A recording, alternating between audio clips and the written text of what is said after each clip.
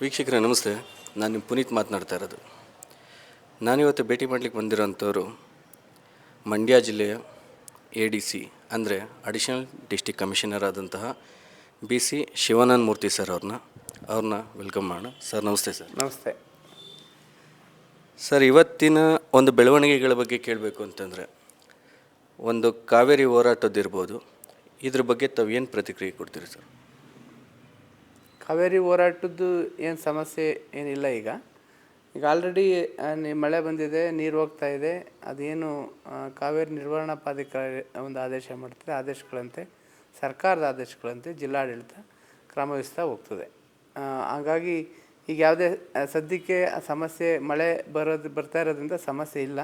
ಈಗ ಆಲ್ರೆಡಿ ಕಬ್ಬಿನಿಂದ 25,000ಕ್ಕಿಂತ ಹೆಚ್ಚು ನೀರು ಕ್ಯೂಸೆಕ್ಸ್ ಹೋಗಿರೋದ್ರಿಂದ ಆದೇಶಕ್ಕಿಂತ ಜಾಸ್ತಿ ನೀರು ಹೋಗ್ತಾ ಇರೋದ್ರಿಂದ ಯಾವುದೇ ರೀತಿ ಸಮಸ್ಯೆ ಇರೋದಿಲ್ಲ ಸರ್. ಹಾಗೆಯೇ ಈ ಒಂದು ಮಳೆ ಸ್ವಲ್ಪ ಕಡಿಮೆ ಆಗಿ ಎಲ್ಲ ಜಲಾಶಯಗಳಲ್ಲಿ ನೀರಿನ ಮಟ್ಟ ಸ್ವಲ್ಪ ಕಡಿಮೆ ಆಗಿರೋದ್ರಿಂದ ಎಲ್ಲ ಕೆರೆ ಕಟ್ಟೆಗಳಲ್ಲೂ ಸಹ ಈಗ ನೀರು ತುಂಬ ಕಡಿಮೆ ಆಗಿದೆ. ಆ ಒಂದು ಟೈಮನ್ನು ಯುಟಿಲೈಸ್ ಮಾಡಿಕೊಂಡು ಕೆಲವೊಬ್ಬರು ರೈತರು ಏನು ಮಾಡ್ತಾಯಿದ್ದಾರೆ, ಕೆರೆಗಳನ್ನ ಒತ್ತುವರಿ ಮಾಡ್ಕೊಂಡು ಬರ್ತಾಯಿದ್ದಾರೆ. ಇದ್ರ ಬಗ್ಗೆ ತಾವೇನು? ಈಗಾಗಲೇ ಕೆರೆ ಒತ್ತುವರಿ ಬಗ್ಗೆ ಎಲ್ಲ ಅಂದರೆ ಜಿಲ್ಲಾ ಪಂಚಾಯತ್ ಕೆರೆಗಳಿರುತ್ತೆ, ನಮ್ಮ ಕಾವೇರಿ ನೀರಾವರಿ ನಿಗಮದ ಕೆರೆಗಳಿರುತ್ತೆ, ಸಣ್ಣ ನೀರಾವರಿ ಕೆರೆಗಳಿರುತ್ತೆ, ಮತ್ತು ಈ ಥರ ಹೇಮಾವತಿ ಕೆರೆಗಳಿರುತ್ತೆ. ಹೇಮಾವತಿ ಒಂದು ಇಲಾಖೆಗೆ ಸಂಬಂಧಪಟ್ಟದ್ದು, ಹೇಮಾವತಿ ಡಿವಿಷನ್ಗೆ ಸಂಬಂಧಪಟ್ಟಂಥ ಕೆರೆಗಳಿರುತ್ತೆ.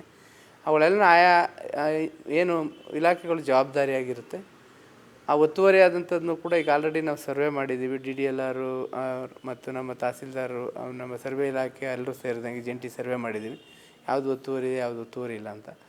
ಯಾವುದಾದ್ರೂ ಕೂಡ ಒತ್ತುವರಿ ಆಗಿದೆ ಅಂತಕ್ಕಂಥದ್ದು ಕಂಡು ಬಂದರೆ, ಸಾರ್ವಜನಿಕವಾಗಿ ಯಾವುದಾದ್ರು ಕಂಡು ಬಂದರೆ ಅದನ್ನು ಬಿಡಿಸ್ತಕ್ಕಂಥದ್ದು ಇಲಾಖೆ ಒಂದು ನಾವು ಎಲ್ಲ ರೀತಿಯ ಸಿದ್ಧತೆ ಮಾಡಿಕೊಂಡು ತಹಸೀಲ್ದಾರ್ಗೊಂದು ಮನವಿ ಕೊಟ್ಟರೆ ಖಂಡಿತವಾಗ್ಲೂ ಕೂಡ ನಮ್ಮ ತಹಸೀಲ್ದಾರಿಗೆ ಈಗ ಆಲ್ರೆಡಿ ಜಿಲ್ಲಾಧಿಕಾರಿಗಳಿಂದ ಒಂದು ನಿರ್ದೇಶನ ಇರೋದರಿಂದ ಆ ಕೆರೆಗಳನ್ನ ಒತ್ತುವರಿ ತೆರವು ಮಾಡ್ತಕ್ಕಂಥ ಕ್ರಮನ ವಹಿಸ್ತಾರೆ. ಸಾರ್ವಜನಿಕರೇ ಆಗಿರ್ಬೋದು ಅಥವಾ ಇಲಾಖೆಗಳಾಗಿರ್ಬೋದು, ಅವ್ರಿಗೆ ಅರ್ಜಿ ಕೊಟ್ಟರೆ ಅವರು ಒತ್ತುವರಿ ತೆರವಿಗೆ ಕ್ರಮನ ವಹಿಸ್ತಾರೆ. ಹಾಗಾಗಿ ವಹಿಸ್ತಾ ಇದ್ದಾರೆ.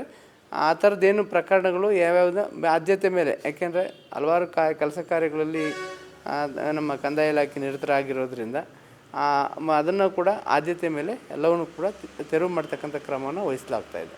ಸರ್, ಆ್ಯಕ್ಚುಲಿ ಇದು ನಿಮ್ಮ ಗಮನಕ್ಕಿದೆಯೋ ಇಲ್ಲೋ ಗೊತ್ತಿಲ್ಲ. ಇದೇ ಮಂಡ್ಯ ಜಿಲ್ಲೆ ಕೇರ್ಪೇಟೆ ತಾಲೂಕಿನ ಒಳಗೆರೆ ಮೆಣಸ ಅನ್ನೋದು ಒಂದು ಗ್ರಾಮ. ಆ ಒಳಗೆರೆ ಮೆಣಸದ ಗ್ರಾಮದ ಒಂದು ಕೆರೆ HLBC ವ್ಯಾಪ್ತಿಲಿ ಬರುತ್ತದು.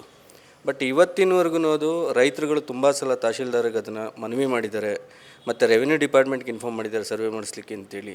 ಜೊತೆಗೆ HLBC ಇಂಜಿನಿಯರ್ಗಳನ್ನ ಕಾಂಟ್ಯಾಕ್ಟ್ ಮಾಡಿದ್ದಾರೆ.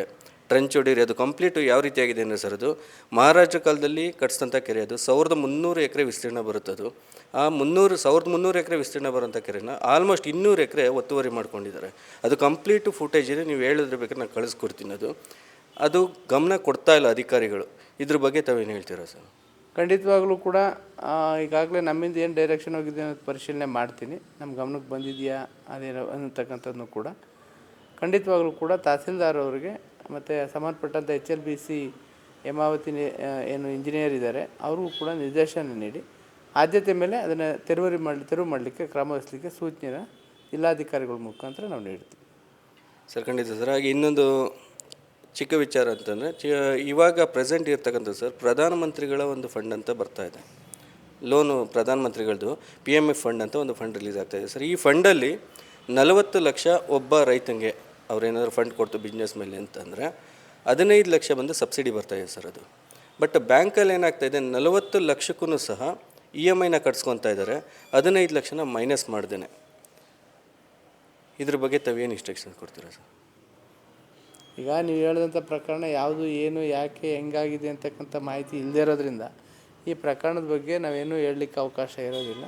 ಅವ್ರು ಏನಾರ ರೈತರು ಈ ಥರ ನಮ್ಗೆ ಸಮಸ್ಯೆ ಆಗಿದೆ ಅಂತಕ್ಕಂಥ ನಿಟ್ಟಿನಲ್ಲಿ ಏನೋ ಬಂದರೆ ಸಂಬಂಧಪಟ್ಟವ್ರನ್ನ ಕರೆಸಿ ಯಾವ ರೀತಿ ಅಂತಕ್ಕಂಥದ್ದನ್ನ ಸರ್ಕಾರದ ನೀತಿ ಮತ್ತು ಬ್ಯಾಂಕ್ನ ಪಾಲಿಸಿ ಏನಿದೆ ಅಂತಕ್ಕಂಥ ಪರಿಶೀಲನೆ ಮಾಡಿಕೊಂಡು ಅವರು ಏನಾರ ಅದು ನಿಯಮ ಮೀರಿ ಏನಾರು ವಸೂಲು ಮಾಡ್ತಾಯಿದ್ರೆ ಅದಕ್ಕೆ ಮಾಡ್ದಂಗೆ ಕ್ರಮ ವಹಿಸಲಿಕ್ಕೆ ಸೂಚನೆ ನೀಡಲಿಕ್ಕೆ ಅವಕಾಶ ಇದೆ.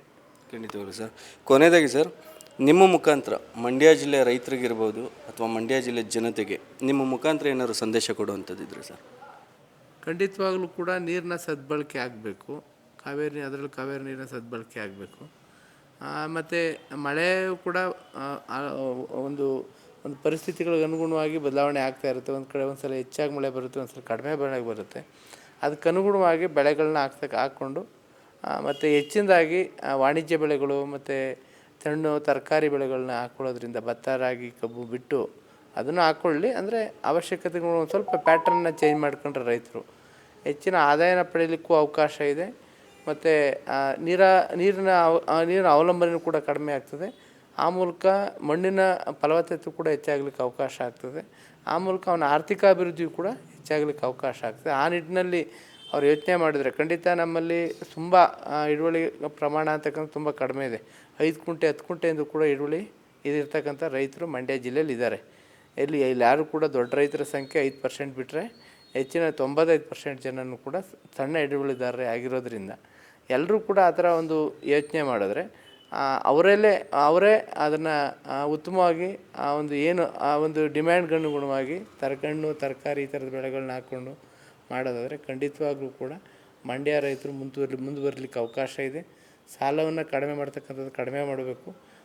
ಮದುವೆಗೋಸ್ಕರ ಸಾಲ ಮಾಡ್ತಕ್ಕಂಥದ್ದು ಕೂಡ ಕಡಿಮೆ ಮಾಡ್ತಕ್ಕಂಥದ್ದು ಹೋದರೆ, ಅಂದರೆ ಹಬ್ಬ ಹರಿದಿನ ಬೇರೆ ಯಾರಿಗೋ ಊಟ ಹಾಕಿ ಅವರಿಂದ ನಾನು ಸಾಲ ಮಾಡ್ಕೊಂಡು ಆ ಮನೆ ಬೀದಿಗೆ ಬರ್ತಕ್ಕಂಥದ್ದು ನಾವು ಹಲವಾರು ಪ್ರಕರಣಗಳಲ್ಲಿ ಮಂಡ್ಯ ಜಿಲ್ಲೆಯಲ್ಲಿ ನಾವು ನೋಡ್ತಾ ಇದ್ದೀವಿ. ನಾವು ಊಟನ ಆಡಂಬರವಾಗಿ ಹಾಕ್ಸೋಕ್ಕೆ ಹೋದ ಸಂದರ್ಭದಲ್ಲಿ ಖರ್ಚು ವೆಚ್ಚ ಜಾಸ್ತಿ ಆದಾಗ ಸಾಲ ಮಾಡ್ತಕ್ಕಂಥ ಸಮಸ್ಯೆ ಇರ್ತದೆ. ಸಾಲ ಮಾಡಿದಂಥ ಸಂದರ್ಭದಲ್ಲಿ ಅದಕ್ಕೆ ಬಡ್ಡಿ ಕಟ್ತಕ್ಕಂಥದ್ದು ಇವೆಲ್ಲ ಆಗಿ ಕೊನೆಗೆ ಅವ್ನು ಇರ್ತಕ್ಕಂಥ ಜಮೀನೇ ಮಾರ್ಕೊಂಡು ಅವನು ನಿರ್ಗತಿಕನಾಗ್ತಕ್ಕಂಥದ್ದು, ಕೂಲಿ ಕಾರ್ಮಿಕನಾಗ್ತಕ್ಕಂಥದ್ದು, ಇಲ್ಲ ಬೆಂಗಳೂರಲ್ಲಿ ಹೋಗಿ ಇಡೀ ಕುಟುಂಬನೇ ಅಲ್ಲಿಗೆ ಬೆಂಗಳೂರಿಗೆ ಹೋಗಿ ಶಿಫ್ಟ್ ಆಗಿ ಅಲ್ಲಿ ಜೀವನ ಮಾಡ್ತಕ್ಕಂಥ ಅವಕಾಶಗಳು ಜಾಸ್ತಿ ಆಗ್ತಾಯಿದೆ ಮಂಡ್ಯ ಜಿಲ್ಲೆಯಲ್ಲಿ. ಆ ಕಾರಣಕ್ಕೆ ಎಲ್ಲ ರೈತರಿಗೂ ನಾನು ಮನವಿ ಮಾಡೋದೇನೆಂದರೆ ಹಾಸಿಗೆ ಇದ್ದಷ್ಟು ಕಾಲು ಚಾಚಬೇಕು ಮತ್ತು ಸಾಲದ ಪ್ರಮಾಣವನ್ನು ಕಡಿಮೆ ಮಾಡ್ಕೊಳ್ಬೇಕು. ಆ ಮೂಲಕ ನೆಮ್ಮದಿಯಾದಂಥ ಇರುವಂಥ ಆದಾಯ ಇರುವಂಥ ಜಮೀನಿನಲ್ಲಿ ಇರುವಂಥ ಒಂದು ರೀತಿಯಂಥ ಒಂದು ಬೆಳೆಗಳನ್ನ ಹಾಕ್ಕೊಂಡು ಆದಾಯ ಬರ್ತಕ್ಕಂಥ ಬೆಳೆಗಳನ್ನ ಹಾಕ್ಕೊಂಡು ಜೀವನ ಮಾಡೋದಾದರೆ ಇದರಂಥ ಸ್ವರ್ಗ ಭೂಮಿ ಇನ್ನೊಂದಿಲ್ಲ ಮಂಡ್ಯದಿಂದ. ಯಾಕೆಂದರೆ ಇಲ್ಲಿ ಯಾವುದೇ ಭೂಕಂಪ ಇಲ್ಲ, ಯಾವುದೇ ಒಂದು ಸುನಾಮಿ ಇಲ್ಲ, ಯಾವುದೇ ರೀತಿಯಂಥ ಬಾರ್ಡ್ರ್ ಡಿಸ್ಟಿಕ್ ಅಲ್ಲ ಇದು. ಮತ್ತು ಇಲ್ಲಿರ್ತಕ್ಕಂಥ ಸುಭಿಕ್ಷವಾದಂಥ ಒಂದು ಪ್ರದೇಶನ ಬಳಕೆ ಮಾಡ್ಕೊಳ್ಳೋದಾದರೆ ಇದರಂಥ ಸ್ವರ್ಗ ಇನ್ನೊಂದಿಲ್ಲ. ಆ ರೀತಿ ಬಳಕೆ ಮಾಡ್ಕೊಳ್ಳಿಕ್ಕೆ ನಾನು ರೈತರು ಮನವಿ ಮಾಡ್ತೀನಿ. ಸರ್, ನಮ್ಮ ವಾಹಿನಿಗೆ ನೀವು ಇಷ್ಟು ಸಮಯ ಕೊಟ್ಟು ನಮ್ಮ ಜೊತೆ ಟೈಮ್ ಸ್ಪೆಂಡ್ ಮಾಡೋದಕ್ಕೆ ನಮ್ಮ ವಾಹಿನಿ ಮುಖಾಂತರ ಧನ್ಯವಾದಗಳು ಸರ್. ನಮಗೆ ನಮಸ್ತೆ, ಥ್ಯಾಂಕ್ ಯು.